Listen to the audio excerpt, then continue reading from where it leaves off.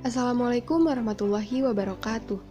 Perkenalkan, nama saya Radita Denda Syokina dengan NIM 2005239 dari Pendidikan Sosiologi UPI 3A.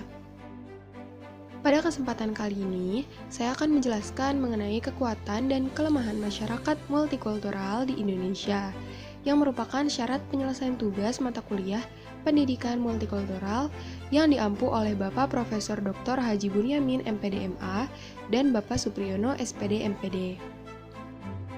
Indonesia adalah negara multikultural yang masyarakatnya dikenal sebagai masyarakat majemuk karena terdiri dari beragam suku bangsa, bahasa, adat istiadat, dan agama. Indonesia memiliki belasan ribu pulau besar dan kecil, dengan populasi penduduk ratusan juta jiwa yang berasal dari bermacam-macam suku bangsa dan ras. Masyarakat Indonesia menjadi majemuk dikarenakan orang-orang dari berbagai daerah datang dan menetap di suatu tempat dengan membawa kebudayaan dan adat istiadatnya ke tempat tinggal yang baru. Selain itu, pernah menjadi jalur perdagangan internasional yang membuat bangsa asing dari berbagai negara singgah bahkan menetap di Indonesia, juga menjadikan tumbuhnya kebudayaan-kebudayaan baru yang membuat Indonesia menjadi negara multikultural terbesar di dunia. Kenyataan bangsa Indonesia sebagai masyarakat yang multikultural tidak dapat lagi dipungkiri. Begitupun dengan harapan mewujudkan masyarakat yang saling menghormati dan hidup berdampingan dengan damai yang merupakan cita-cita seluruh bangsa. Namun, pada kenyataannya dan harapan yang luas, sampai saat ini masih ditemukan berbagai persoalan yang menyangkut konflik etnik berkepanjangan, belum diberlakukannya bentuk kurikulum pendidikan yang secara khusus membicarakan mengenai kehidupan multikultural, terbatasnya pemahaman masyarakat mengenai makna dari multikultural dalam kehidupan sehari-hari, dan konsep multikulturalisme itu sendiri. Seperti yang telah diungkapkan oleh H.A.R. Tilar, bahwa masyarakat multikultural menyimpan banyak kekuatan dari masing-masing kelompok, tetapi juga menyimpan benih-benih perpecahan yang berasal dari benturan budaya, ras, etnik, dan nilai-nilai sosial yang berlaku. Realitas yang tidak dapat dipungkiri adalah keragaman yang lahir dari suku, budaya, bahasa, dan agama yang terus dipaksakan dalam pemahaman yang tidak sejalan. Golongan minoritas dan mayoritas, strata ekonomi dan sosial yang berbeda dipandang sebagai masalah yang mengandung potensi konflik. Dan ketika keragaman terus dipaksakan untuk bersatu tanpa diawali dan didasari oleh pemahaman yang mendalam, akan menyebabkan sikap keragaman secara negatif.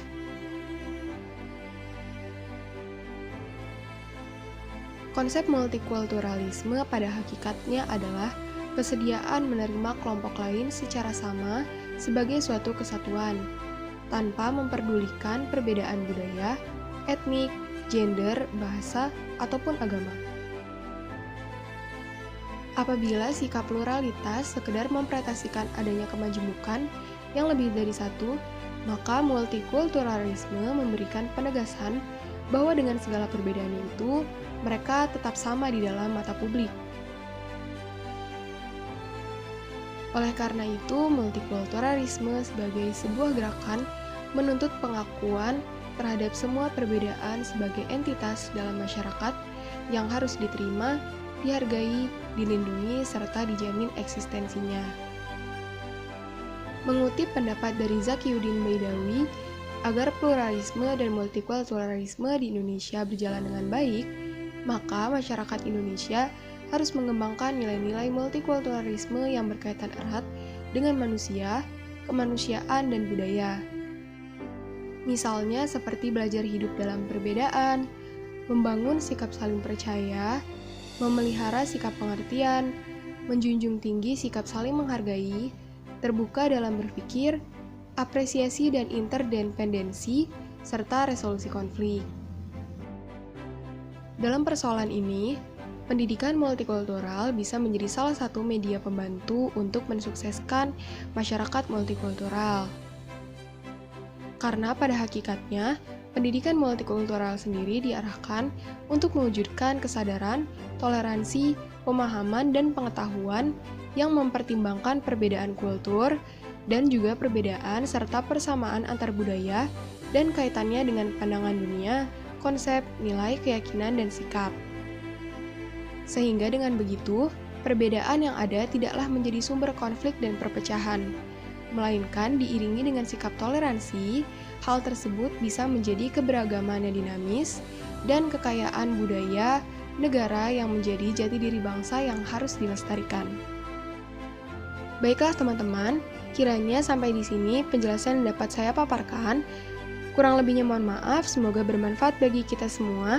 Wassalamualaikum warahmatullahi wabarakatuh.